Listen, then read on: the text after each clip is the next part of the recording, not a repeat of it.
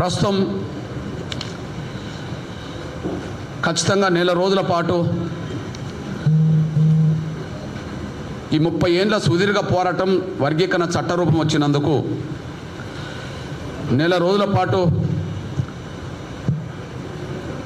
అన్ని మండలాల్లో తెలంగాణలో అన్ని గ్రామాల్లో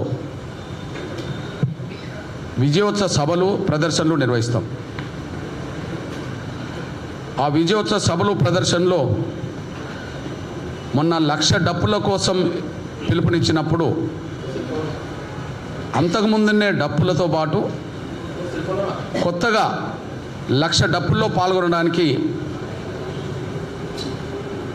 కొత్తగా డప్పులు కొన్న ప్రతి ఒక్కరూ ఆ విజయోత్సవ సభల్లోనూ ప్రదర్శనలోనూ ఖచ్చితంగా డప్పుల ప్రదర్శనగానే ముందుకు సాగించాలని చెప్పి నేను పిలుపునిస్తున్నా. అందులో ప్రధానంగా ఈ నెల రోజుల పాటు జరగబోయే ఈ విజయోత్సవ ప్రదర్శనలు సభల్లో మేము 3 ప్రధాన అంశాలను మా ప్రజల్లోకి తీసుకెళ్తాం. 3 ప్రధాన అంశాలను మా ప్రజల్లోకి తీసుకెళ్తాం. మొదటిది 30 ఏళ్ల సుదీర్ఘ పోరాటంలో అమరుల త్యాగాలను గుర్తు చేసుకుంటాం. ఎన్ని అడ్డంకులు వచ్చినా, ఎంఆర్పిఎస్ ఉద్యమం మీద ఎన్ని కుట్రలు జరిగినా, ఎన్ని సందర్భాల్లో నిర్బంధం వచ్చినా ఎక్కడ కూడా ఆత్మస్థైర్యం కోల్పోకుండా ఎంఆర్పిఎస్ అనుబంధ విభాగాల కార్యకర్తలు సంకల్పంతో కూడిన శ్రమ ఏదైతే చేశారో ఆ శ్రమను ప్రజల్లోకి తీసుకెళ్తాం. అదే సమయంలో 3 దశాబ్దాల కళ నెరవేరడానికి ఎంఆర్పిఎస్ ఉద్యమం చేస్తున్న ప్రతి పోరాటం, ప్రతి ఘట్టానికి సమాజంలో ఉండే అన్ని వర్గాలు, రాజకీయాలకు అతీతంగా, కులాలకు అతీతంగా, మతాలకు అతీతంగా, రాజకీయాలకు అతీతంగా, కులాలకు అతీతంగా, మతాలకు అతీతంగా ఎంఆర్పిఎస్ ఉద్యమానికి అందించిన మద్దతును గుర్తు చేస్తూ ప్రతి గ్రామంలో, ప్రతి మండలంలో ఈ 3 దశాబ్దాల పోరాటానికి రాజకీయాలు, కులాలకు, మతాలకు అతీతంగా ఎవరైతే మాకు అండదండలు అందించారో వాళ్ళను గుర్తు చేసుకునే విధంగా, వాళ్ళని గౌరవించుకునే విధంగా ఈ సమావేశాలు నిర్వహిస్తాం. ఇది మొదటిది. అంటే 30 ఏళ్ళ పోరాటాన్ని గుర్తు చేసుకునే క్రమంలో అమరుల త్యాగాలను వాళ్ళకు నివాళులర్పించడం, ఎంఆర్పిఎస్ కార్యకర్తల సంకల్ప బలాన్ని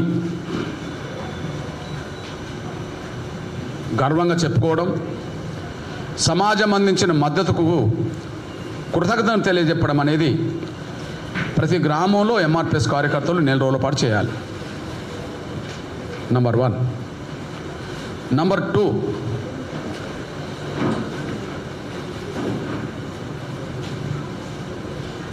ఎస్సీ వర్గీకరణ అమలు జరగబోయే సమయంలో ఎస్సీ వర్గీకరణ చట్టం అమలుకు వస్తున్న దశలో ఆ వర్గీకరణ ఫలాలు మాదిగ బిడ్డలు,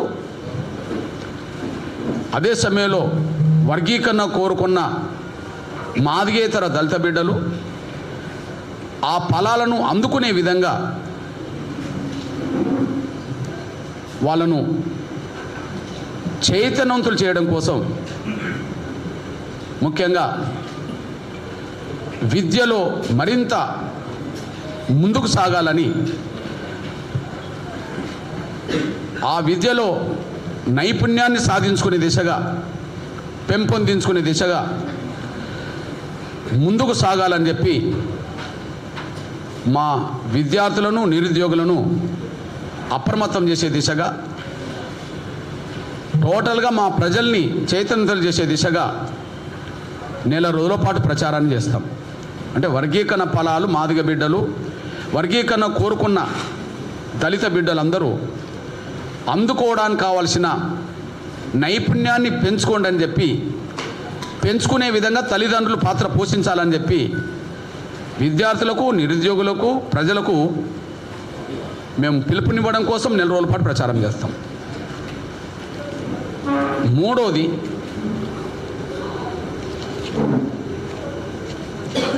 ఎస్సీ వర్గీకరణ చట్టం తీసుకొస్తూనే